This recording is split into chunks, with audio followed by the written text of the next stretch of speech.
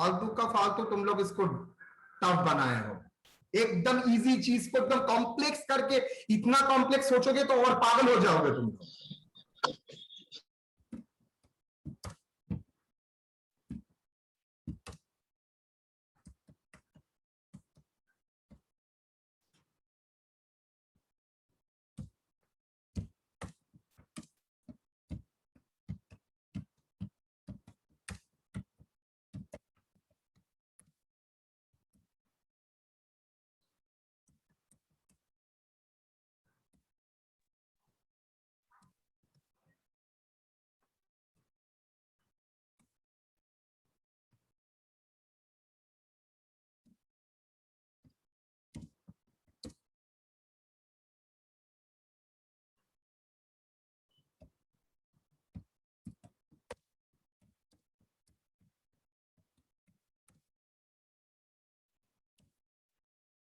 देख लो,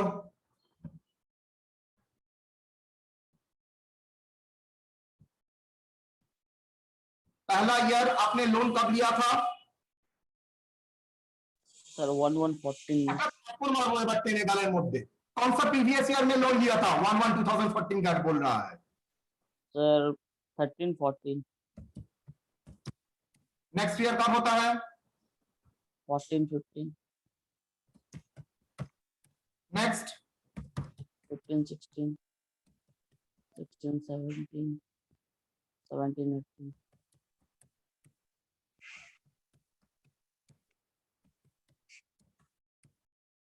सब क्लास में इतना पूछते हो, देख के तो मुझे नहीं लगता है।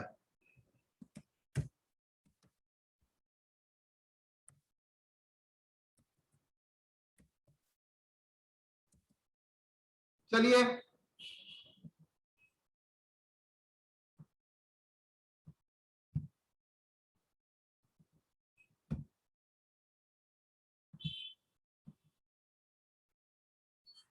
यहां पर जो इंटरेस्ट होगा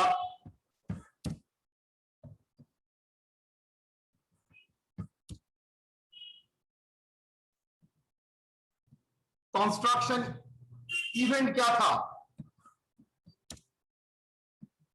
कंस्ट्रक्शन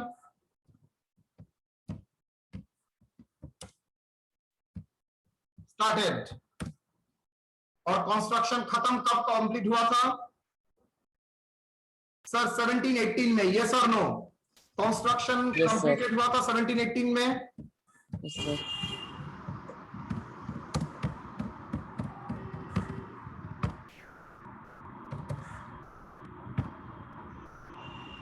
मुझे बोलो फर्स्ट कंप्यूटेशन कब होगा? इनकम फ्रॉम हाउस प्रॉपर्टी में फर्स्ट कंप्यूटेशन कब होगा? 2013-14 में कंप्यूटेशन होगा? No sir. नो। 2014-15 में? No sir. No sir. 15-16 में? नो। 16-17 में? No sir. 17-18 में? नो। 17-18 में? सर 18 में तो सर खत्म हुआ है, तो अवेलेबल तो था नहीं। एक घंटे के लिए भी तो बिल्डिंग था। यस और नो? एक घंटे के लिए भी तो बिल्डिंग उस दिन कंप्लीट हुआ था। Yes sir. तो कंप्यूटेशन होगा ना नहीं होगा? तो होगा तब। एक सेकंड के लिए भी बिल्डिंग कंप्लीट हुआ था।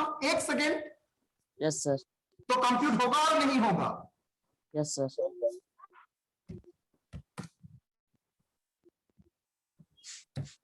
18-19 होगा।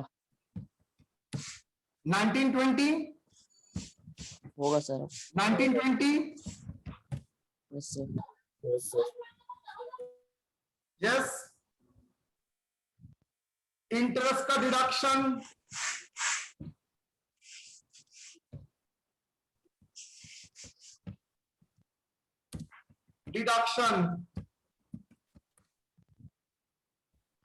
सर कंप्यूटेशन ही नहीं तो डिडक्शन क्या होगा?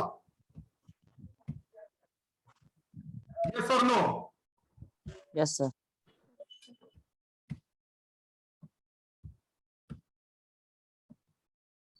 पीसीपी इंटरेस्ट कौन सा पीरियड का होगा?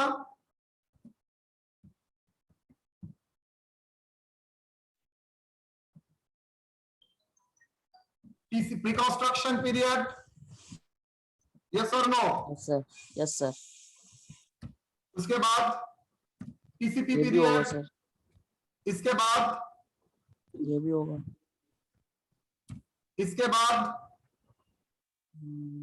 Yes sir, yes sir. Sir उसके बाद क्या होगा? नहीं होगा सर ये, तो इंटरेस्ट तो है सर, वो नहीं होगा बोलने से चलेगा?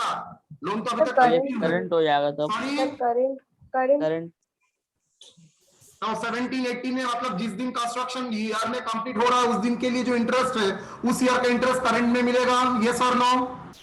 यस सर, 18-19 में वो भी करंट है, करंट ईयर, 19-20 में करंट ईयर, करंट है, current year, current year, yes और नो? यस सर,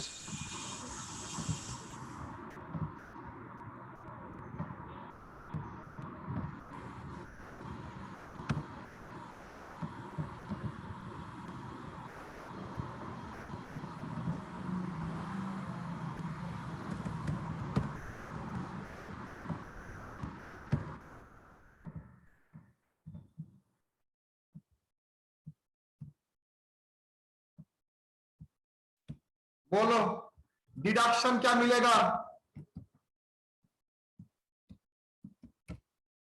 क्या डिडक्शन मिलेगा?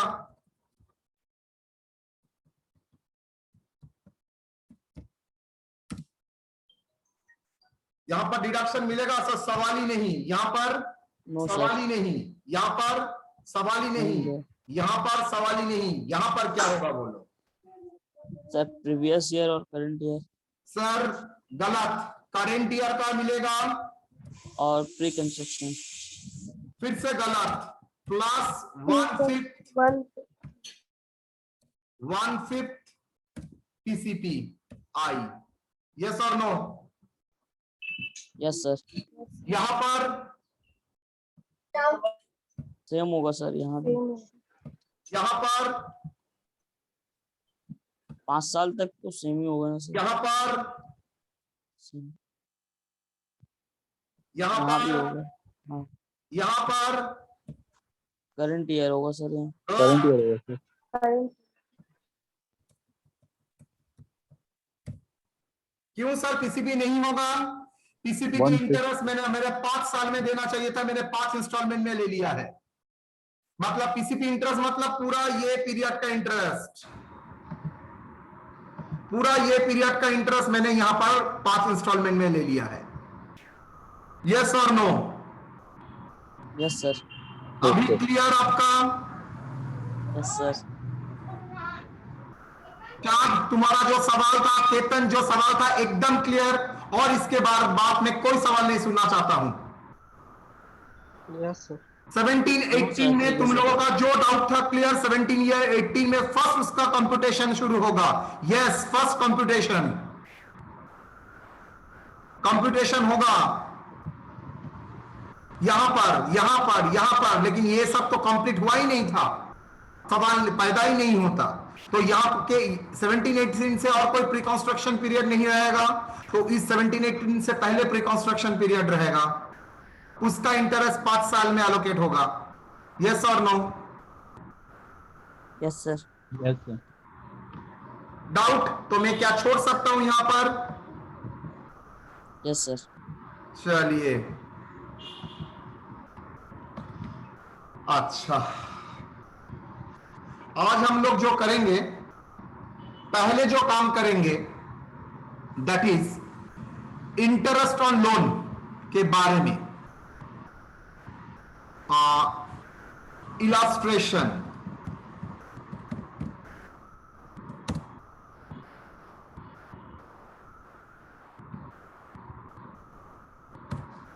क्या है sir illustration? Mister Taj having 3 house property for self residence,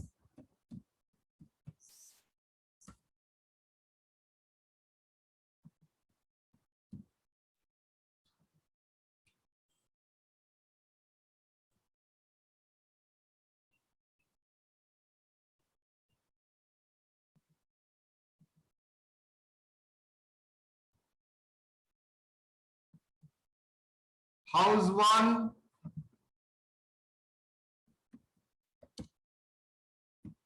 house 2, house 3। RER बोल दिया है 2 lakh, 3 lakh, 4 lakh.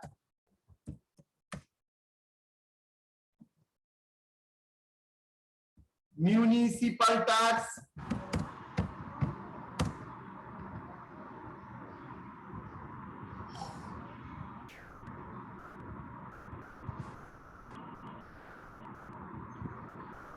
20,000, 30,000, 40,000।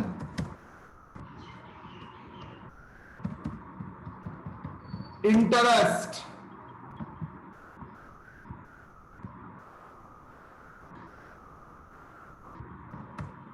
1,50,000, 1,50,000, 1,50,000।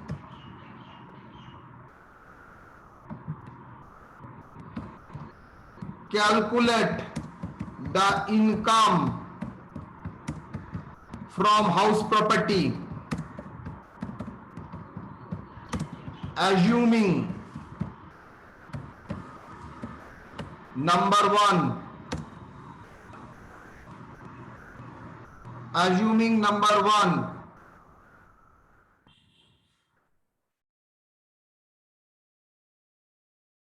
loan taken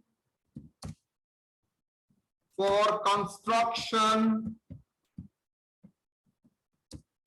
of house after 1/4/1999। दूसरा assumption, loan taken for construction of houses, ठीक है।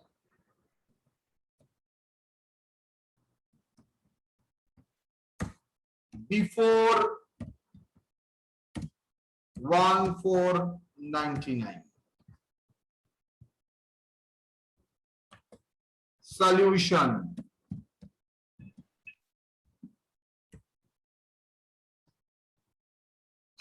फर्स्ट में आपको क्या करना पड़ेगा, याद है ये 2 हाउस प्रॉपर्टी लेट आउट है, तीनों ही सेल्फ ऑक्युपाइड है। तो आपको क्या करना पड़ेगा, आपको 2 सेल्फ ऑक्युपाइड प्रॉपर्टी का बेनिफिट आप ले सकते हैं नहीं, लेकिन एक प्रॉपर्टी को मैं deem to be let out मानूंगा। बोलिए किसको deem to be let out मानेंगे, किसको deem to be let out मानेंगे? लोवेस्ट वाला को। लॉजिकली सर लोएस्ट वाला को ही मानना चाहिए, तो हम लोगों ने लोएस्ट वाले को ही माना है। तो note,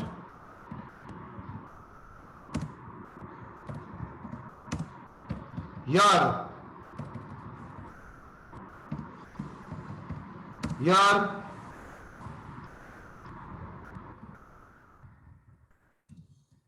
SSE has 3 self occupied house property.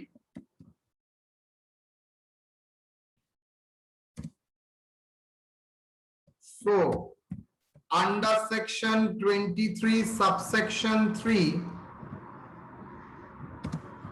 read with under section 23 subsection 4, गलत लिखे 23(2) and 23(4). The any 2 houses are treated as self occupied and remaining self occupied house property is treated as deemed to be let out.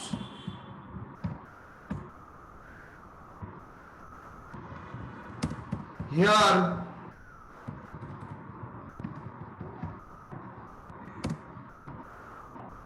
house 2 and 3 are treated as self-occupied and house 1 is treated as deemed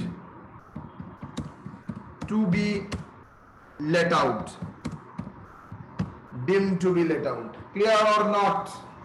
So पहले ही आपने decide कर दिया, लेकिन why? Reason क्या है? Bracket में लिख सकते हैं as the house 1 having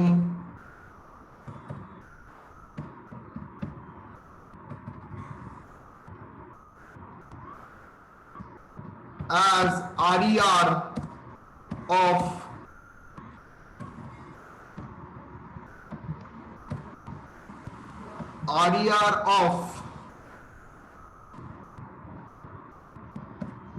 house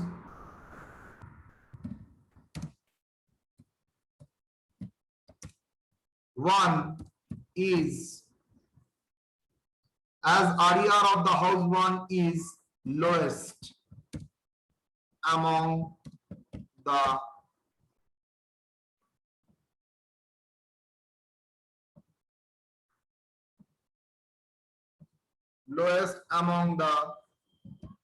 three houses. तो क्या करेंगे?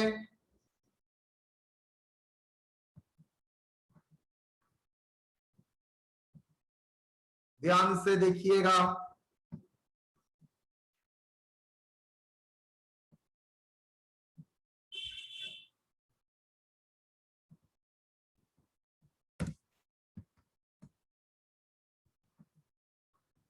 Self occupied,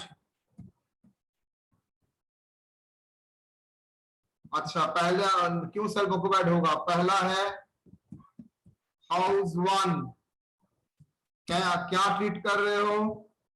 deemed to be let out under section 23 subsection 4। Section लिखने का जरूरत एकदम नहीं है, सिंस मैंने आप लोगों को पढ़ाया है इसलिए मैंने दिखाया है। RER reasonable expected rent how much? 2 lakh रुपया। यस और नो?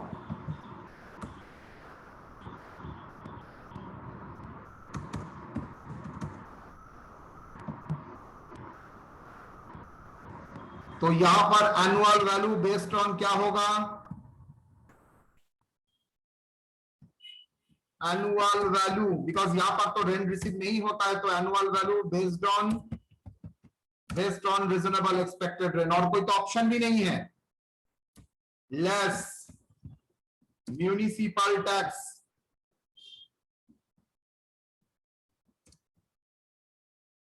पेड कितना? सर फर्स्ट हाउस के लिए 20,000, तो नेट एनुअल वैल्यू कितना?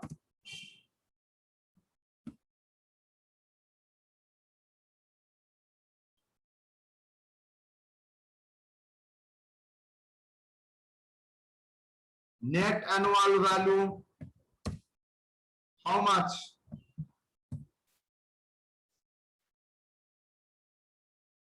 1,80,000।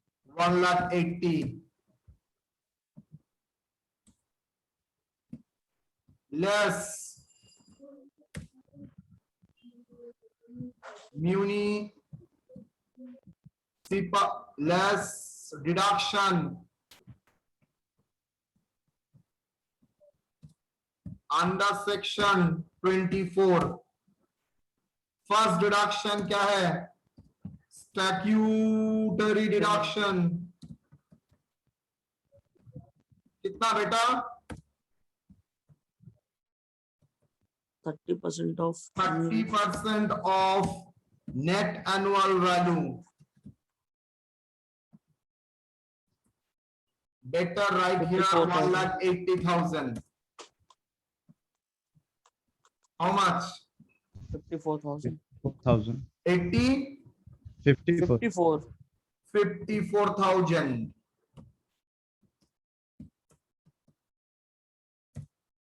दूसरा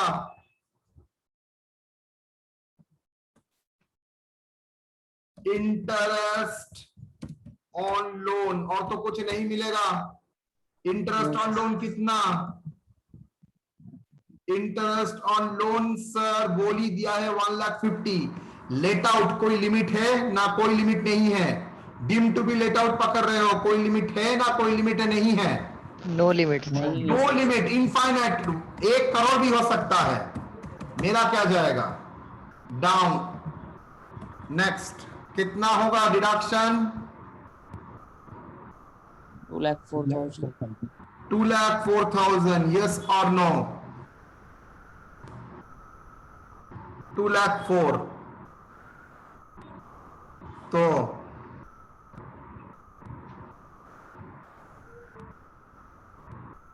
इनकम फ्रॉम हाउस 1 कितना? सर ये तो नेगेटिव में आएगा, तो मैं क्या करूं? नेगेटिव कितना? 24,000। चलिए now house 2 self occupied. Self occupied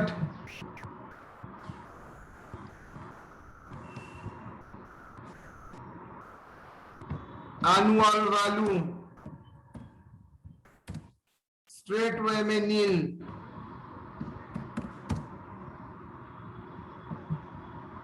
okay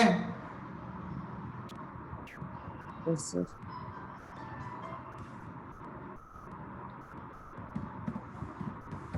house 3 self occupied कितना? ओ भी नील। कौन बोलता है? Under section 23 subsection 2। Under section 23 subsection 2 इसका भी एनुअल वैल्यू नील।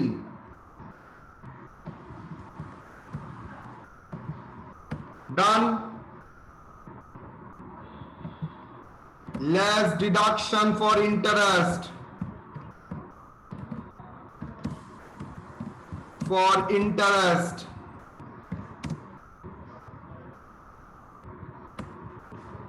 हाउस 1 हाउस 1 बोलो।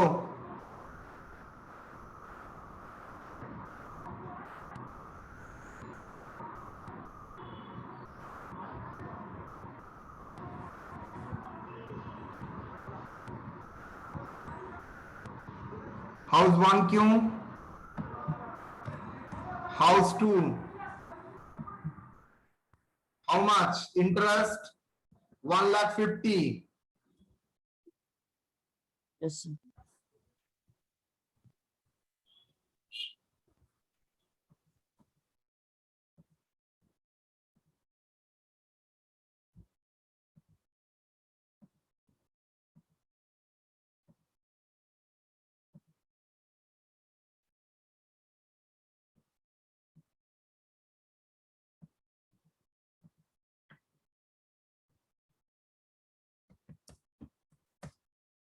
हाउस 2B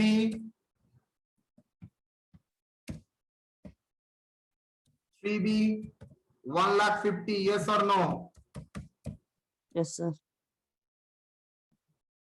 टोटल कितना हो रहा है? 3 लाख, यस और नो? Yes sir. लेकिन मैं बोल क्या दिया था? 2 लाख से ज्यादा नहीं होगा सर। स्टैट्यूटरी लिमिट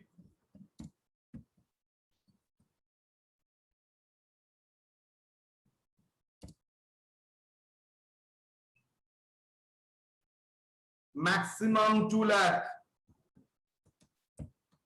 उससे ज्यादा हो ही नहीं सकता। Why 2 lakh? Because the construction का लोन टेकन आफ्टर 1/4/1999। तो मैं क्या बोलूंगा सर? मैक्सिमम डिडक्शन मिल सकता है 2 लाख।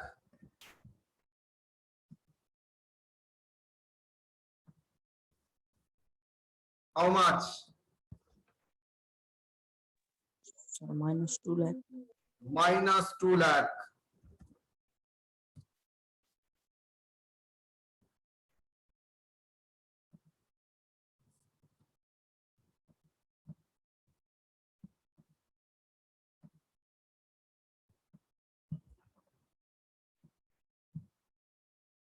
तो इन दैट इज मैं बोल सकता हूं income from house, from house 2 and house 3,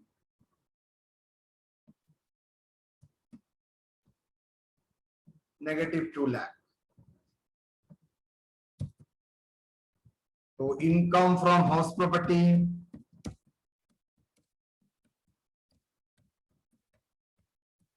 how much? -2 lakh 24। -2 lakh 24, that is income जगह यहां पर क्या आ गया? लॉस। डन? कोई डाउट? No sir.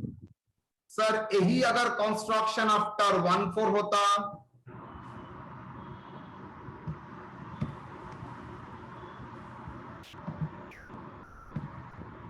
मतलब सर बिफोर अगर होता, सॉरी बिफोर 1/4/99 होता, सेम टू सेम यहां पर हो जाता स्टैट्यूटरी लिमिट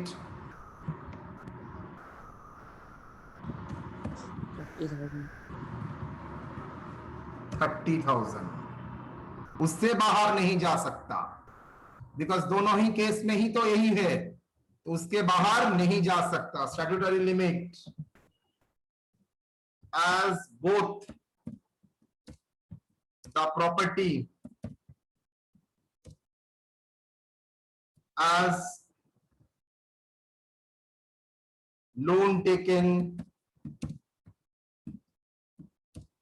before 1/4/99, मतलब एनहांस डिडक्शन उसको मिलेगा ही नहीं, वो 30 से ज्यादा कर ही नहीं सकता है। दो इवन दो हाउस सर 30 30 60 ना, वो 30 से ज्यादा वो नहीं कर सकता।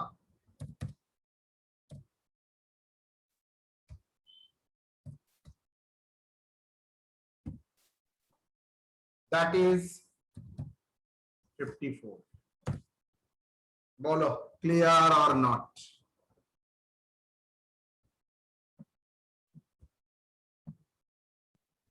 सर मेरा डिडक्शन अगर ज्यादा होगा तो वो लॉस है मेरा। ऑब्वियसली अगर डिडक्शन नेगेटिव और एग्जेम्पशन नहीं, राइटली पॉइंटेड आउट, डिडक्शन अगर ज्यादा होता है देन लॉस। एग्जेम्पशन कभी भी इनकम से ज्यादा नहीं हो सकता, लेकिन डिडक्शन और में भी इनकम से ज्यादा हो सकता है अगर सर रेस्ट्रिक्शन कुछ नहीं बोलता है तो। सर इनकम के ऊपर टैक्स देते, लॉस के ऊपर क्या होगा सर? लॉस के ऊपर थोड़ा आप लोगों को 1 महीना वेट करना पड़ेगा।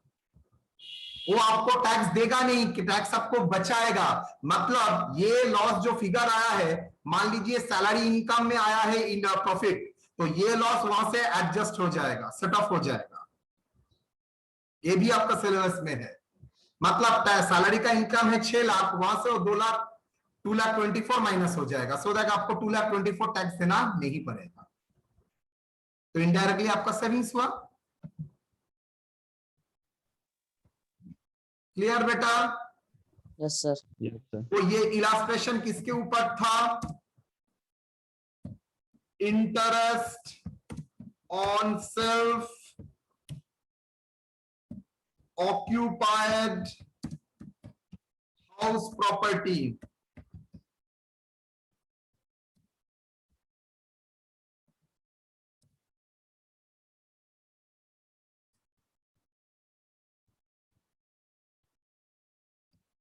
Okay, done. तो ये एक Yes, sir. विषय करना चाहिए था। अच्छा, मैं एक बात पूछूं आप लोगों को, आप लोग सोच के जवाब दीजिए। तो मेरा ये ओपिनियन है, एक्ट में कहीं पर नहीं लिखा है, एक हाउस नंबर 2 जिसका लोन लिया है बिफोर 1/4/2019, ओ मैंने एक गलती कर लिया था, सॉरी। डिडक्शन यहां पर किसी हाल में 1,50,000 नहीं मिलेगा, 30 मिलेगा। सॉरी, मैंने गौर नहीं किया। हाउस 2 का भी तो लोन 1/4/2019 तो 30,000 ही होगा, हाउस 3 का भी डिडक्शन 30 होगा, लेकिन दो मिला के 60 नहीं होगा, दो मिला के मैक्सिमम 30 होगा, उससे ज्यादा नहीं। अच्छा, मेरा सवाल है, मुझे ये बताइए तो मेरा एक हाउस 2 का लोन 1/4/99 से पहले है और हाउस 3 का लोन 1/4/2019 के बाद है, तो क्या होगा? ये लोन आफ्टर 1/4/1999 है और ये लोन भी बिफोर 1/4/99 है, तो क्या होगा? तो सर पहले वाले को 1.5 लाख का डिडक्शन मिलेगा। मेरा टोटल डिडक्शन बोलिए क्या होगा? टोटल 1,80,000 होगा।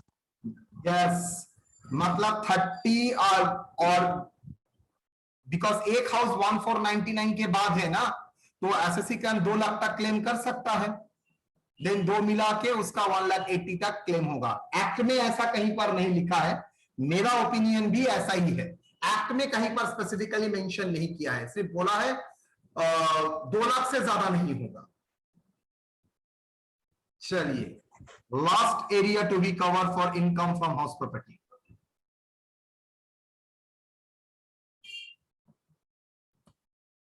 taxability of area rent and taxability of recovery of area rent and recovery of unrealized rent. Recovery of unrealized rent.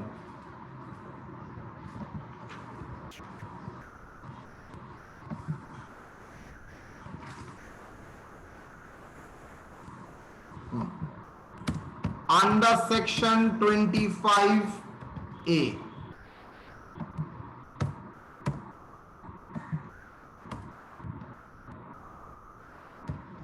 Area rent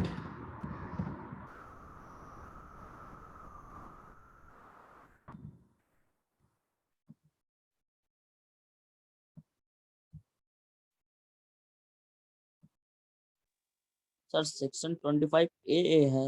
A. Area rent, the rent which is due but not legally enforceable. मतलब due है back year से, लेकिन वो enforceable नहीं था। क्यों? Because matter शायद court में झमेला चल रहा है, वो रेंट बढ़ाने के लिए बोल रहा है, लेकिन कोर्ट अभी तक ऑर्डर नहीं दिया, मैटर अभी तक लिटिगेशन चल रहा है, यू आर नॉट सर्टेन जो वो पैसा देगा और नहीं देगा, तो वो बोल रहा है बाद में दूंगा, लेकिन अभी तक सेटल नहीं हुआ है। तो the rent which is due but not legally enforceable, unrealised rent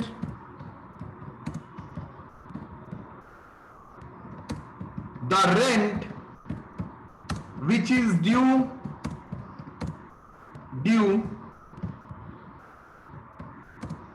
and legally enforceable.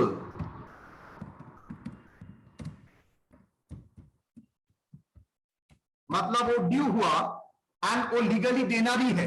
मतलब लास्ट 2 महीने का रेंट मैंने नहीं दिया, लेकिन मेरा रेंट कंफर्म है 10,000 रुपए का रेंट था, मैंने नहीं दिया, तो नहीं दिया तो उस बार मुझे अनरियलाइज रेंट बोल के डिडक्शन मिल गया होगा, अब उसका रिकवरी हो रहा है, तो लीगली एनफोर्सेबल हुआ था,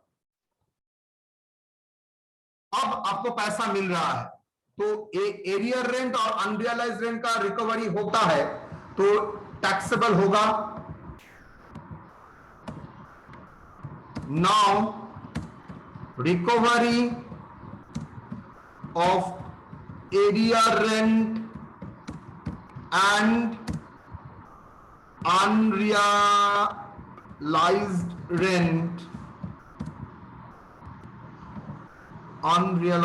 rent is taxable in the year of actual recovery, and assessee can claim deduction at the rate of 30% on the amount. It is taxable under the head income from house property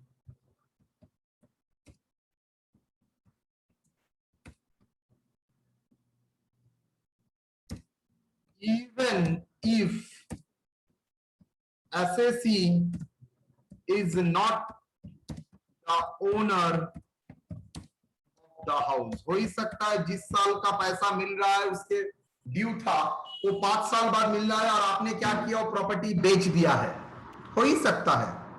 अगर आप property बेच दिया है तब भी आपको recovery हो रहा है तो टैक्सेबल हो जाएगा, बिकॉज नॉर्मली क्या रीजन है, इनकम फ्रॉम हाउस प्रॉपर्टी से टैक्सेबल होने के लिए आपको ओनर होना पड़ेगा, अदरवाइज वो deem to be let out पकड़ के अदर सोर्स में टैक्सेबल हो जाएगा।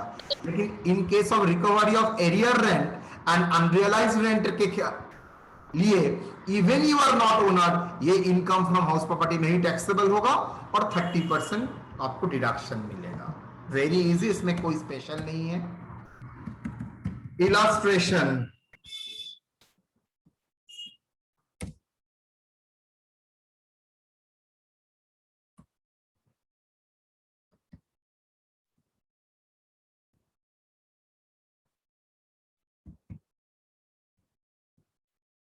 rent received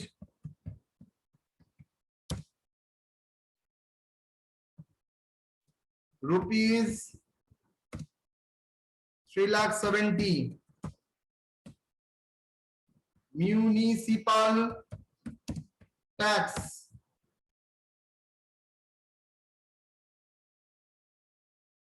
paid at the rate of 10% in Kolkata,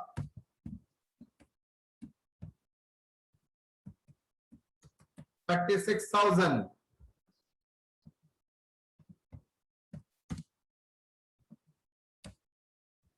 Interest on loan rupees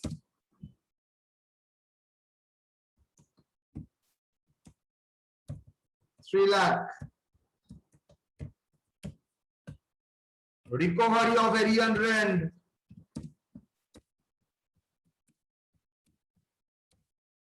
rupees 1,20,000.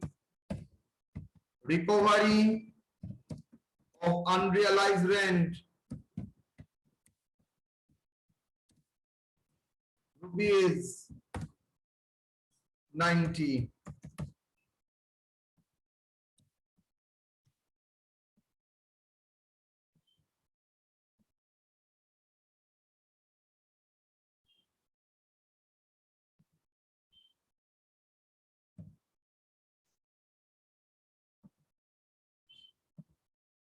compute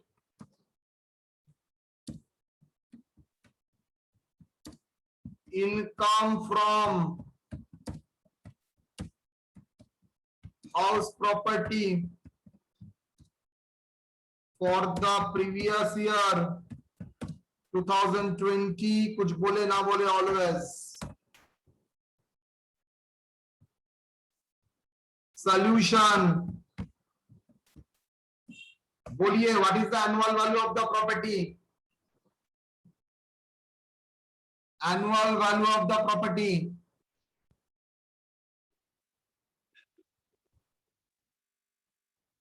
पूरा टाइट हो गया सर. म्युनिसिपल वैल्यू कहां दिया? Working note 1. Annual value.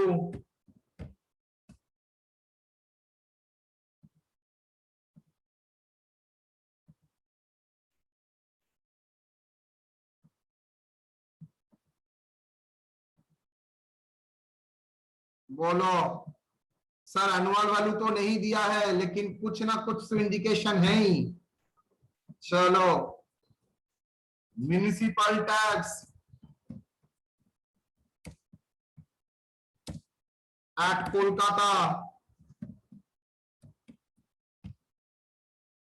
Eight the rate of 10%. कितना? 36,000. Am I correct? Yes sir. मुझे बोलो, कोलकाता में municipal tax किसके ऊपर होता है? ग्रॉस म्युनिसिपल वैल्यू के ऊपर ना नेट म्युनिसिपल के वैल्यू के ऊपर? नेट के ऊपर.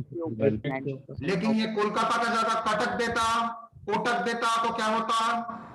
जीएमबी पर. Very good. तो जो मैं जो अब कैलकुलेट करूंगा वो क्या? Municipal value, gross municipal value ना net municipal value? Net municipal value. कितना? 36,000 इंटू, बोलिए जल्दी. by 90 100 by by sir, that is divide 100 divided by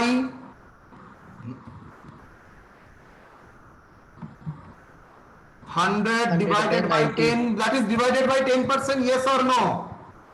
Divided by 10%. Yes or no? So that is equal to 3,60,000. तो मेरा net municipal value क्या है? 3,60,000. Yes और no? इसके ऊपर ही 10% करने से 36,000 आता है. एग्री और disagree? Yes sir. Yes sir. तो मुझे बताओ, ग्रॉस म्युनिसिपल वैल्यू क्या होगा?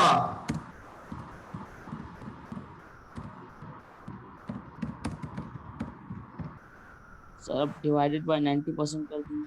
3,60,000 सर नेट म्युनिसिपल वैल्यू और ग्रॉस म्युनिसिपल वैल्यू का मतलब है ग्रॉस का 90% ही है net municipal value.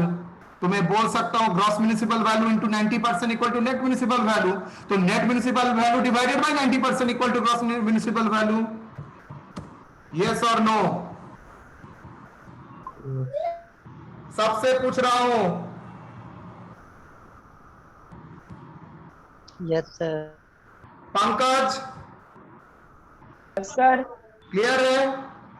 Yes sir. फिर से दोहरा रहा हूं. स्नेहा बुझते पेरे छो? Hi sir. सर एक बार बताइए ना. फिर से बताऊंगा 100%. म्युनिसिपल टैक्स का अमाउंट बोल दिया है और वो भी बोल दिया है एट द रेट ऑफ 12% करके, 10% करके. चलो, तो 10% करके वो होता है 36,000. तो नेट म्युनिसिपल वैल्यू कितना हो गया? जिसके ऊपर कोलकाता है तो कोलकाता में नेट म्युनिसिपल वैल्यू के ऊपर ही कैलकुलेशन होता है. तो नेट म्युनिसिपल वैल्यू के ऊपर 10% करके 36 आया था. तो 36,000 डिवाइडेड बाई 10% करके मेरा नेट म्युनिसिपल वैल्यू आ जाएगा 3,60,000. ठीक है चार्ट? ग्रॉस म्युनिसिपल वैल्यू क्या होता है सर? नेट म्युनिसिपल वैल्यू और ग्रॉस म्युनिसिपल वैल्यू का रिलेशन है. ग्रॉस म्युनिसिपल वैल्यू का 90% ही नेट म्युनिसिपल वैल्यू है.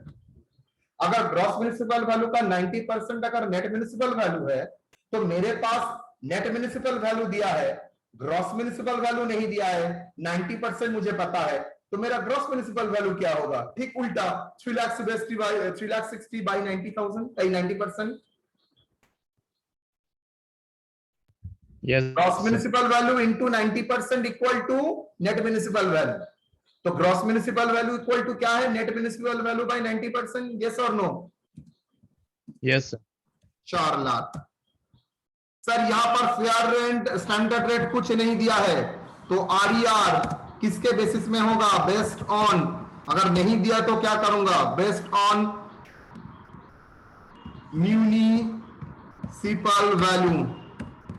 How much? Sir 4 lakh. Rent received कितना? 3,70,000। कोई वैकेंट पीरियड नहीं है सर, तो annual value, gross annual value कितना? 4 lakh. Higher of normal provision लगेगा, that is higher of the two. Of the two मतलब rent receive and RER. Higher of the RER, expected rent and rent received. Clear बेटा? yes sir. चलिए done. तो income from house property,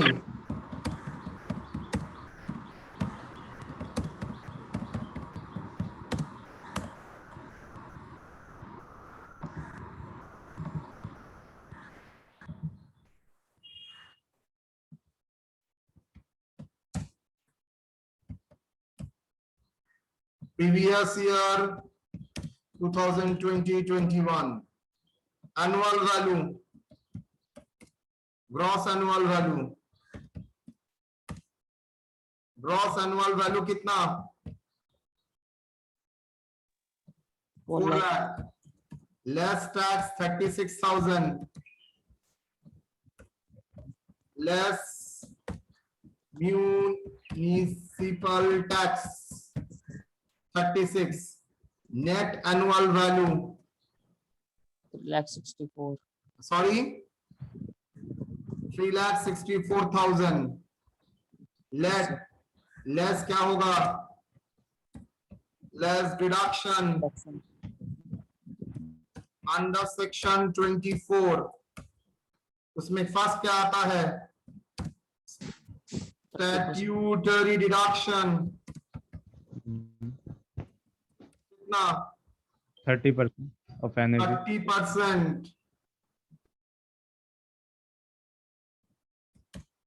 30% of what? 3,64,000। गया हाथ से आज। बोलो बोलो फिगर बोल जल्दी।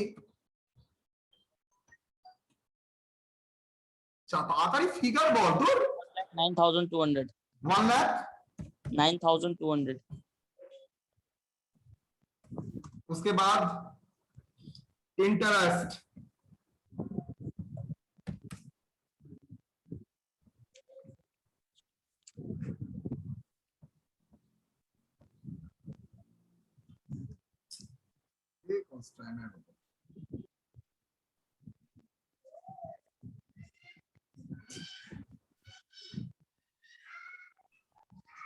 इंटरेस्ट कितना?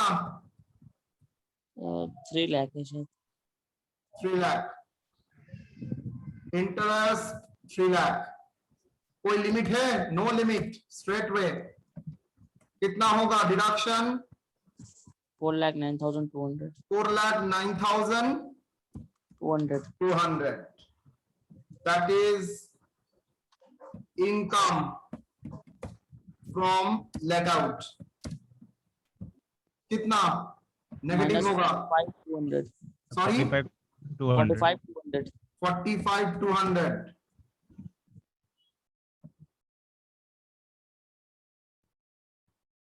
रिकवरी ऑफ एरिया रेंट कितना? Recovery of arrear rent 1,20,000। Unrealised rent कितना? 90। Unrealised rent, recovery of unrealised rent कितना? 90,000. 90। टोटल कितना हुआ बेटा? 2,10,000। Deduction 30%. Less deduction 30%, straight way में deduction at the rate of 30%, जल्दी बोल। 63,000. नेट कितना बाहर जाएगा? 1,47,000. 1,47,000. Good. Income from house property. Income from house property. 1,01,800. Sorry, 1,01,800. clear or not? Yes, sir. Is it clear? यहाँ पर सर रिकवरी भी दिखाया मैंने, अगर म्युनिसिपल वैल्यू नहीं दिया, टैक्स बोल दिया, रेट बोल दिया, कैसे कैलकुलेट वो भी दिखा दिया। चलिए, थैंक यू। मैं अटेंडेंस लेता हूँ, होल्ड कीजिए।